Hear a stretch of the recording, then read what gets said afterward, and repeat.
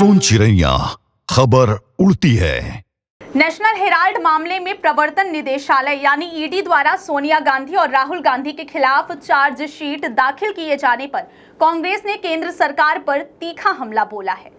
कांग्रेस की राष्ट्रीय प्रवक्ता सुप्रिया श्रीनेत ने इसे मोदी सरकार की प्रतिशोध की राजनीति करार दिया है। रायपुर में आयोजित प्रेस वार्ता में सुप्रिया श्रीनेत ने कहा कि यह पूरा मामला कांग्रेस की छवि धूमिल करने और आगामी बिहार चुनाव से पहले जनता का ध्यान भटकाने के लिए उछाला जा रहा है।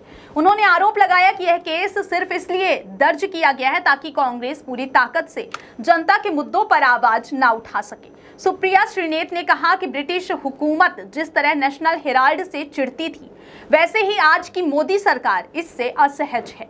बीते 11 सालों में ईडी का निशाना केवल विपक्ष ही बना है। उन्होंने नेशनल हेराल्ड की आर्थिक पृष्ठभूमि समझाते हुए बताया कि एसोसिएट जर्नल्स लिमिटेड यानी एजेएल आर्थिक संकट के चलते अखबार प्रकाशित करना बंद करने को मजबूर हुआ था। उस दौरान कांग्रेस पार्टी ने कानूनी प्रक्रिया के तहत 90 करोड़ रुपए का लोन दिया, जिससे कर्मचारियों की सैलरी, पीएफ और अन्य देनदारियों का भुगतान हुआ।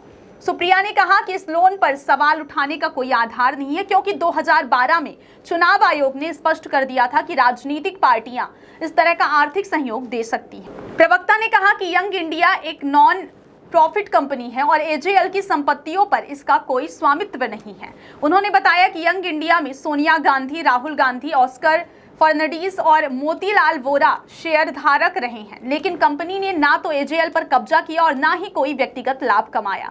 बीजेपी द्वारा 5000 करोड़ की संपत्ति का दावा खारिज करते हुए सुप्रिया ने कहा कि इनकम टैक्स विभाग ने खुद इस संपत्ति का मूल्यांकन 369 करोड़ रुपए बताया है। उन्होंने यह भी जोड़ा कि 2015 में ईडी ने खुद माना था कि यह मामला मनी लॉन्ड्रिंग का नहीं है। इसके बावजूद राजनीतिक दबाव में केस दर्ज कराया गया। प्रवक्ता ने आरोप लगाया कि ट्रिब्यूनल ने 10 अप्रैल 2024 को साफ निर्देश दिए थे कि एक साल में चार्जशीट दाखिल ना होने पर केस स्वतः रद्द माना जाएगा। इसी दबाव में मोदी सरकार ने चार्जशीट 9 अप्रैल 2025 को फाइल की, यानी मियाद खत्म होने से ठीक एक दिन पहले।